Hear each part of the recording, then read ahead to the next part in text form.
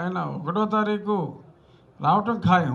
అంతవరకు నాకైతే అనుమానాలు ఏమీ లేవు. ఈలోపు ఆయన అక్కడ చేయవలసిన పని చేసుకోవడానికి వెళ్ళాడు. బట్ రావటం అయితే ఖాయం.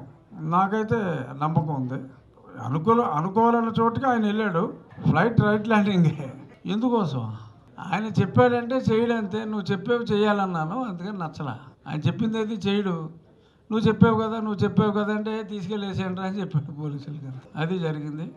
బై ద వే ఇవాళ నాకు బెయిల్ వచ్చి 3 సంవత్సరాలు కంప్లీట్ అయింది.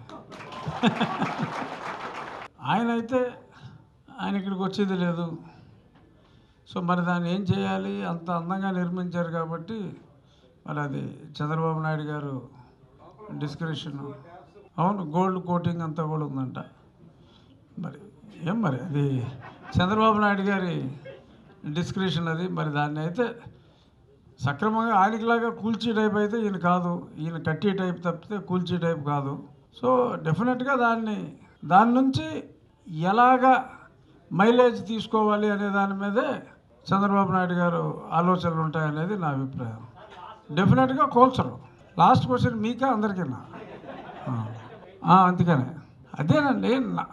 రేపు 4వ తారీఖు మొత్తం రిజల్ట్స్ వచ్చిన తర్వాత 5వ తారీఖు అసలు జగన్మోహన్ రెడ్డి అనే వ్యక్తి, బొత్స గారు, యువజన శ్రామిక రైతు కాంగ్రెస్ పార్టీ అనేది కాలగర్భంలో కలిసిపోతాయి. ఆ మాటలకు విలువ ఉండదు. ఏమో బొత్స గారు పరిణితి చెందిన రాజకీయ నాయకుడు, నాకు మంచి మిత్రులు. ఇప్పుడు కూడా బొత్స గారు నేను ఎదురుపడితే పార్టీలు ఏదైనా మేము ఆప్యాయంగా పలకరించుకుంటాం. ఆయన పరిణితి చెందిన రాజకీయ నాయకుడు, ప్రజల్లో గౌరవ మర్యాదలు ఉన్న నాయకుడు. సో కాబట్టి ప్రజలు ఆ పార్టీ పోయినా ఈయన రాజకీయాల్లో ఉండాలని ప్రజలు కోరుకుంటే ప్రజల కోసం ఆయన ఏమన్నా సరైన నిర్ణయం తీసుకుంటే తీసుకోవచ్చు. తప్పే ఉంది. నాకు తెలియదు, అంత చర్చలు జరిపే రేంజ్ నాది కాదు.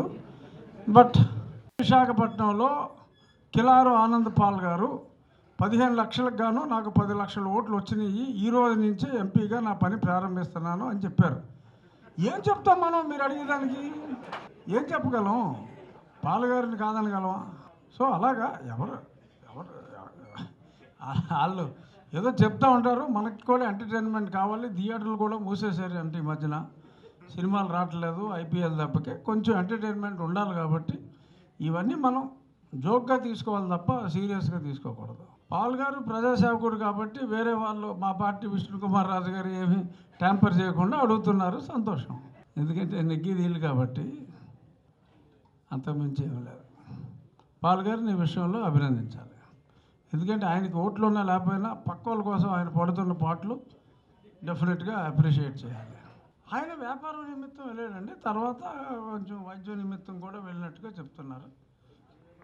వ్యాపారం, వైద్యం రెండిట్ల మీద వెళ్ళారు ఆయన అతిభేద ముఖ్యమంత్రి, నిత్యం పెత్తందారులతో పోరాడే పేదవాడు, గంటకు 12 లక్షల రూపాయల చార్టర్ ఫ్లైట్లో. మరి అది ప్రభుత్వం ఖర్చో సొంత ఖర్చో మనకు తర్వాత బిల్స్ వస్తాయి కానీ తెలీదు. మరి ఆయన వెళ్ళాడు అంటే మరి ఆయన గురించి మరి ప్రజలు ఏమనుకుంటారు, అసలు ప్రజలను ఆయన ఏమనుకుంటున్నాడు అనేది అర్థం కావట్లా. అంటే పలానాది ప్రాబ్లము అని మనం అనుకుంటే అది కొంచెం ఎబ్బెట్టుగా ఉంటుంది. కానీ ఆయన బొమ్మలు వేసుకునే విధానం అంటే మన డాక్యుమెంట్ల మీద ఆయన ఫోటోలు వేసుకుంటాం, మన డ్రైవింగ్ లైసెన్స్ మీద ఆయన ఫోటోలు వేసుకుంటాం, ఇటువంటి బర్త్ సర్టిఫికెట్ల మీద కూడా. ఈ వీడియో కనుక మీకు నచ్చినట్లయితే లైక్ చేయండి, షేర్ చేయండి, సబ్స్క్రైబ్ చేయండి. అలాగే పక్కనే ఉన్న బెల్ ఐకాన్ కూడా క్లిక్ చేయండి.